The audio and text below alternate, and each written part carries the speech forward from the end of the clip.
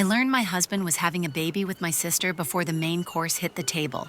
The wild part isn't what they did, it's how confident they were I'd pay for it. That morning, my boss promoted me to head of operations at a fintech in Seattle. Years of being the quiet fixer finally turned into a title and a bigger office. When he told me I'd be running the department, I felt pure relief, like my life finally clicked into place. I texted Evan, my husband, and asked him to celebrate somewhere nice. He answered fast, excited enough to look convincing on a screen. I also invited my younger sister Lila because she'd been guilt-tripping me for being distant, and I figured one celebratory meal couldn't hurt.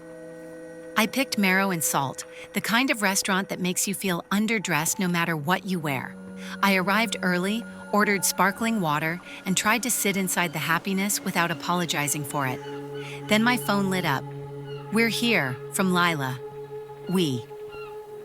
A minute later, Evan and Lila walked in together, side by side like they'd coordinated the timing. Same pace, same little half smile they both use when they want something. My brain tried to fix it.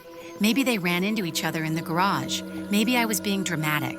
But they didn't act like two people who'd run into each other.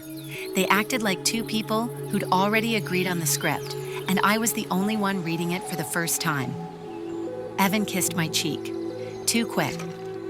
Lila slid into the booth across from me, restless, tapping her fingers against her glass. She didn't ask about the promotion. She didn't say she was proud. She just waited. The server appeared, smiling. "Celebrating tonight?" "Yes," I said. "I got promoted." Evan played host like he always did in public, like my career was his accessory. He studied the wine list, asked questions, nodded thoughtfully, and barely looked at me.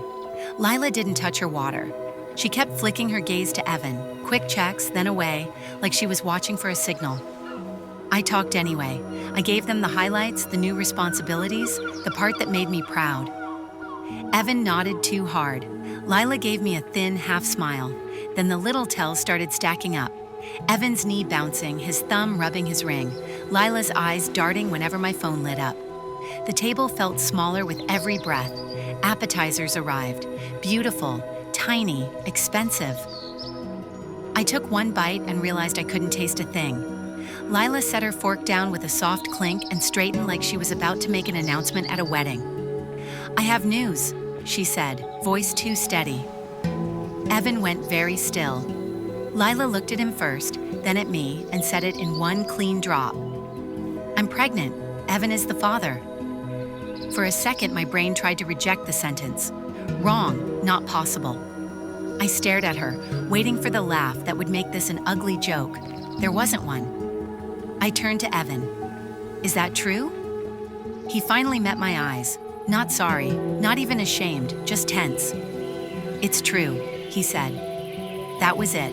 No confession, no panic, just confirmation, like I'd asked whether the reservation was under my name.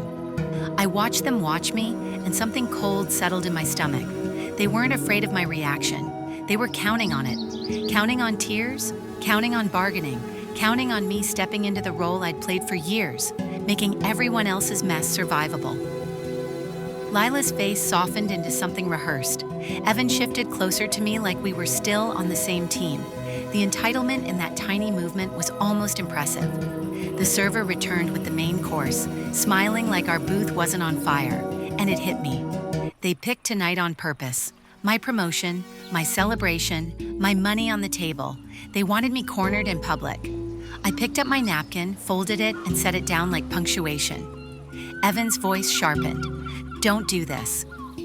I stood, smoothing my dress like I was leaving a meeting early. "Enjoy dinner," I said, calm enough to sound bored. I walked out without looking back. Outside, the cold air slapped my face and my legs finally remembered they were shaking. In my car, my hands trembled on the steering wheel. I wasn't crying yet. I was in that strange in-between space where your body knows it's been hit, but your mind hasn't caught up enough to feel pain. 2 texts came through before I even left the lot. Evan, please be rational. Lila, think of the baby. I stared at those words until they stopped looking like English. Then I started the engine and drove home in my promotion dress, with my whole life rearranging itself behind me, By the time I pulled into our driveway, the shaking had turned into something sharper. Focus. I wasn't deciding whether I'd stay married. That part had already been decided for me. I was deciding what I'd do next. Inside, the house was dark and quiet. My phone rang. Evan, I let it go. A message popped up. He said he was coming home and we needed to talk. Lila followed with another line about not doing anything I'd regret, as if the regret was something I might create, not something they'd already delivered. I sat on the edge of the couch, still perfectly dressed for a celebration that had turned into an ambush, and I realized the scariest part wasn't the betrayal. It was how certain they were that I'd make it work for them anyway. I didn't sleep. I just lay there in the dark, listening for Evan's key in the lock like it was a verdict. Around 2 a.m., I heard a car in the driveway, then the soft crunch of tires backing out again. He didn't come inside. He just wanted to know if I was home, like I was a building he might still have access to. By morning, my shock had hardened into something functional. I took a shower, made coffee, and opened my laptop like this was another work crisis. The only difference was that this time, the fire was in my living room. The first call came from my mother before I'd even finished the mug. She didn't ask what happened. She asked what I'd said. Her tone was already in, let's manage this mode, like my life was a family group project. She talked about stress, about mistakes, about how I shouldn't embarrass anyone. Then she landed where I knew she would, the baby.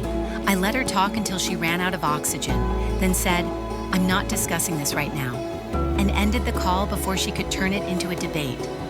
Within an hour, the pressure spread like gossip does, fast, confident, and mostly wrong.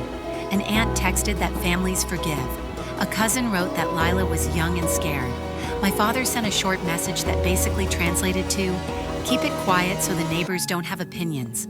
No one asked how I was doing. They asked what I planned to do about them. That's when it hit me. Lila didn't just betray me, she weaponized our family's favorite habit, treating my boundaries like a negotiation. Lila has always treated my life like a store display, something pretty to press her face against and resent. Growing up, she wasn't just jealous. She was convinced I was cheating by existing first. If I got attention, she took it personally. If I got a win, she acted like I'd stolen it from her. When I was 16, I saved for months to buy a used laptop for school. Lila borrowed it and returned it with a cracked screen. She cried so convincingly my parents ended up apologizing to her for making her feel accused. When I got a scholarship, she told everyone it was probably because I'm good at interviews, like hard work was a rumor. As adults, her jealousy evolved. It put on lipstick. It learned to smile. Every time I upgraded my life, new job, better apartment, nicer trip, Lila reacted the same way, admiration with teeth. She'd compliment me, then ask what I was wearing and where I got it, then casually mention how expensive it must be. She'd joke that I was lucky Evan married me, like he'd done me a favor by choosing the stable option. And money. Money was her favorite topic. She never asked for advice. She asked for access. A temporary loan here, a small help there, an invitation to connect her with someone at my company. Every request dressed up as closeness. Evan knew all of this. He'd seen her smirk when my name came up in conversations. He'd heard her little digs. He'd laughed at them sometimes because he thought they were harmless, or because he liked being the prize in a room full of competition. His first real message came mid-morning. He said he didn't want this to get ugly. He said he never planned for it to happen. He said he still loved me, which was almost funny. Then he asked if we could meet and talk calmly. That word, calmly, made my jaw tighten. Calmly, like I was the unpredictable one. Calmly, like he hadn't walked into a restaurant and detonated my marriage between appetizers and the main course. I didn't reply. I did something better. I started a folder. Divorce isn't one dramatic moment. It's paperwork. It's proof. It's dates and signatures and who paid for what. I opened every account summary, every mortgage statement, every tax return, every email thread that had the words agreement or ownership in it. And I remembered something I hadn't thought about in years.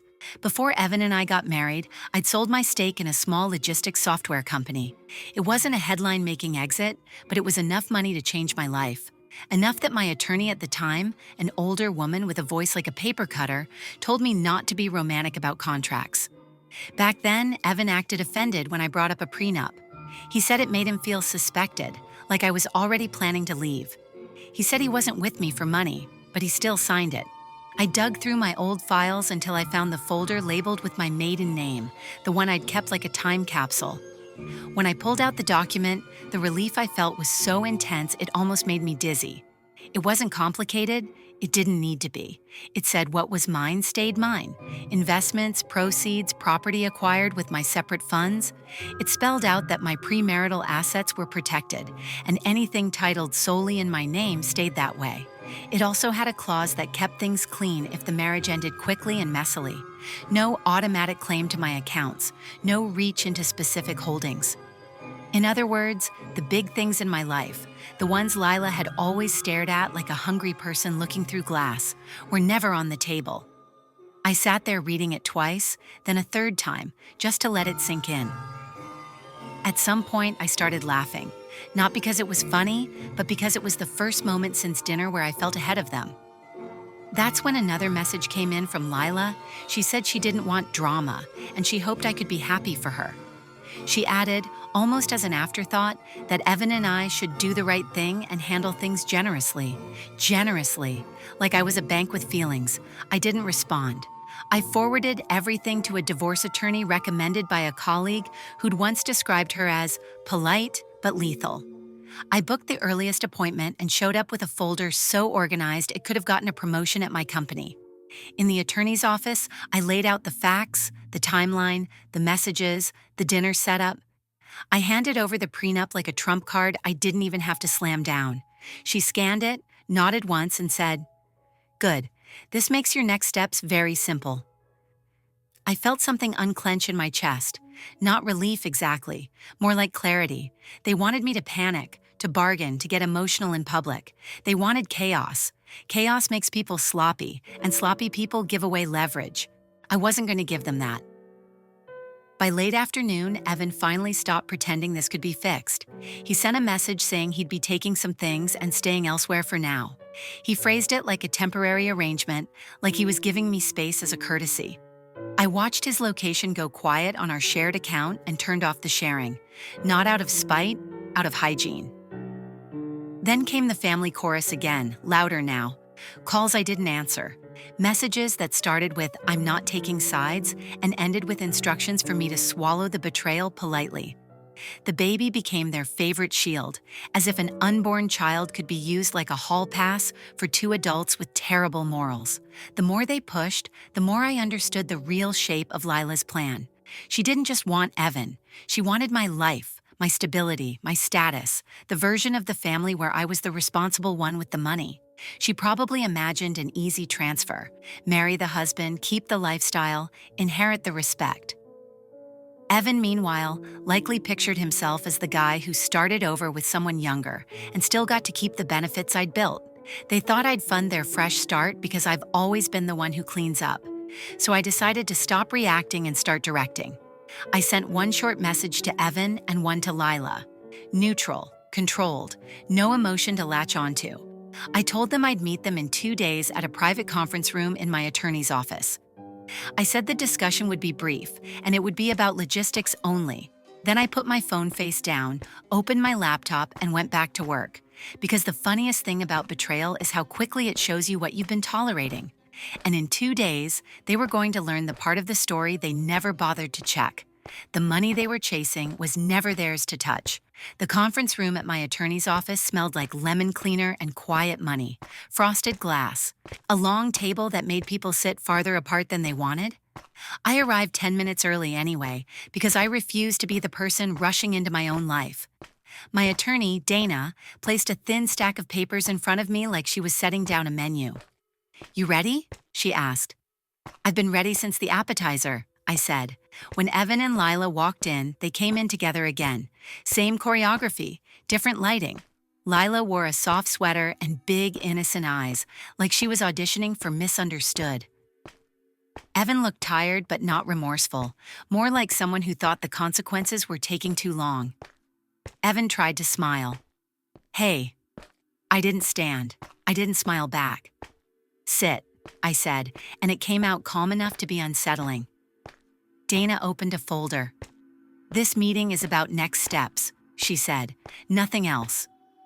Lila exhaled like she was the one being wronged. "Can we just talk like adults?" she asked, hands on her stomach in a way that felt practiced. "We are," I said. "Adults sign documents. Adults deal with outcomes." Evan leaned forward, voice low and controlled. "I'm not trying to fight you." "Then stop acting like you get to negotiate terms," I said. That flicker of irritation crossed his face, the one he usually saved for customer support calls. He glanced at Dana, then back to me like she was a referee he could charm. Dana didn't blink. "Let's be clear," she said. "My client is filing for divorce. Today we're reviewing finances and property." Lila's lips parted slightly. "Divorce? Already?" I looked at her. "You announced a pregnancy with my husband in a restaurant." "Already" is a weird word to use. Lila's eyes watered instantly. Of course they did. Her emotions always showed up right on cue like stage lights. Evan reached toward her without touching. "Lila, it's fine," he murmured. I tilted my head. "Is that what you told her the night you decided it was fine?" Dana lifted a hand. "We're not here to debate feelings. We're here to discuss legal realities." Evan's posture shifted at that, just a little. He'd been waiting for the part where I blew up and he could claim I was unstable. Instead, he got a calm table, a lawyer, and paperwork. Dana slid a page forward. "You and my client signed a prenuptial agreement before marriage," she said, tone like she was reading a weather report. Evan's eyes dropped to the paper. "Yeah, I remember." Lila's eyebrows lifted. "A prenup," she repeated, like I'd confessed to burying treasure. Dana kept going. "It outlines separate property and premarital assets. It also limits claims on certain accounts and holdings." Evan frowned. "Okay, and?" "And," Dana said, "you will not have a claim to the assets you seem to assume are part of the discussion?" Lila's face tightened. "What assets?" she asked too fast. I finally leaned forward. "The life you've been shopping for," I said. Evan exhaled sharply. "You're being dramatic." "No," I said, "I'm being accurate." Dana opened a second document. "The condominium is in my client's name only," she said. "Purchased with separate funds. The investment accounts are in her name only. The business proceeds were premarital. None of those are marital assets." Lila stared like Dana had switched languages. "So, what does that mean?" she asked. "It means," I said, "you don't get access through him." Evan's jaw clenched. "I contributed to this household." "Not to the accounts you think you're entitled to," Dana replied. Lila's voice rose. "But there's a baby." Dana nodded once, polite as a blade. "A baby doesn't rewrite contracts." Evan leaned back, suddenly angry. "So you're going to leave me with nothing?" I blinked slowly. "You're not left with nothing. You're leaving with what's yours, that's the point." Lila's tears started falling properly now. "You're so cold," she said, voice trembling. "I didn't want it to happen like this." I stared at her for a beat. "Then why did you pick my promotion dinner?" Silence. Evan's eyes flicked to Lila, then away. She swallowed. I thought you'd understand," she said.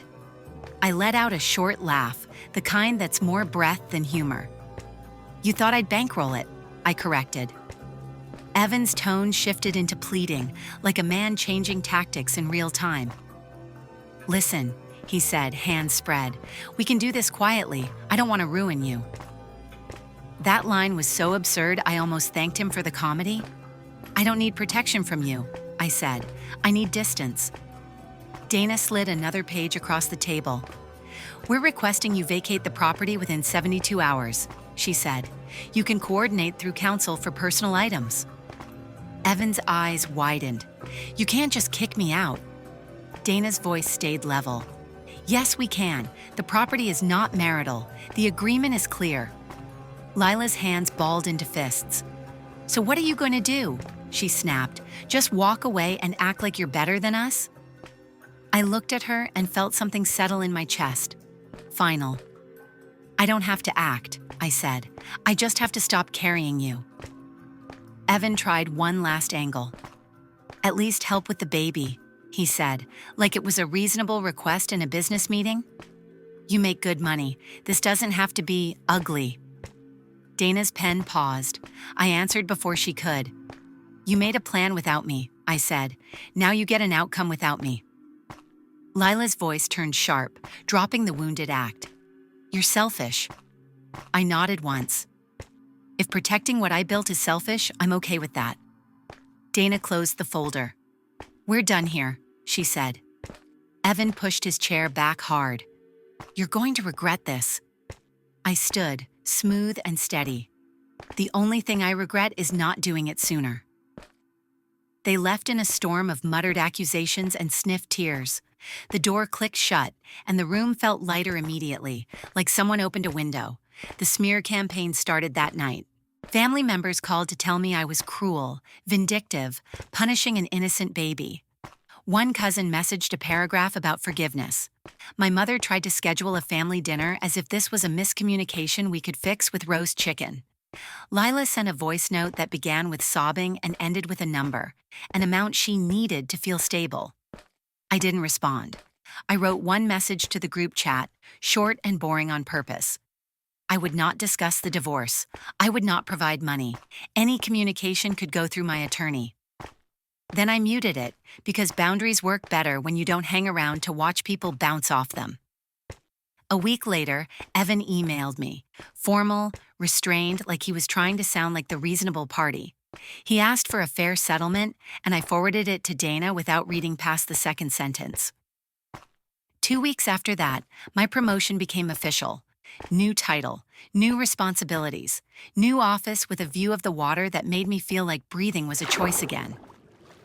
On my first Monday in the role, I walked into work early, set my bag down, and looked at my reflection in the glass. I wasn't the woman they ambushed at dinner. I was the woman who left calmly, read the fine print, and shut the whole fantasy down. And if they're still waiting for me to break down and hand over my life, they're going to be waiting a long time.